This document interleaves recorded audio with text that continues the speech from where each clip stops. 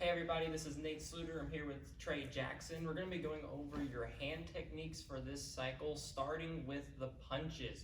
Now for your punches, in Taekwondo, we do it a little bit differently than some of the martial arts you might have seen on TV and in the movies and stuff. So facing you right now, facing the camera, I'm in my sitting stance. I got one hand out, my arm is completely straight, my wrist is turned flat, right? My other hand is on my hip palm up because I want that big rotation of my wrist, my elbow, and my shoulder there at the end of the strike to get the max amount of power out of it I can. Also thinking kind of like you're pulling a lawnmower, starting a lawnmower with a hand. This hand's going to pull back. I'm going to use that to generate speed and power in my punch, right?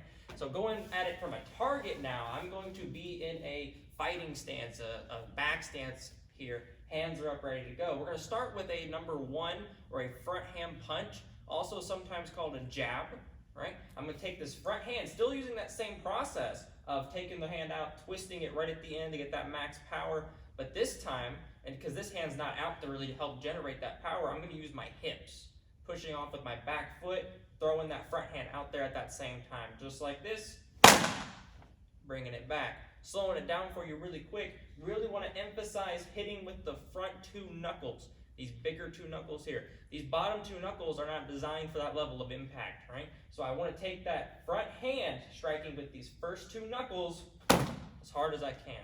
And you're going to miss sometimes, it happens. Now, we're here talking about a backhand punch, a reverse punch, or sometimes called a reverse punch. Could be, for some of you adults, could be very good for board breaking, things along those lines, right?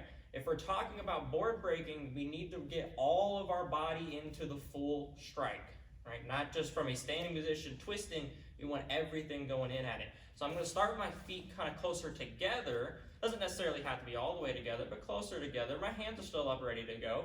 I'm going to take my back hand, and I'm going to take my front foot, step out first, pushing, getting all that motion in there, pivoting from this back stance to this front stance, and then throwing that hand there at the end, letting all that energy build all the way until the strike.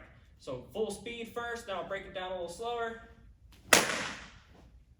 fully through the strike.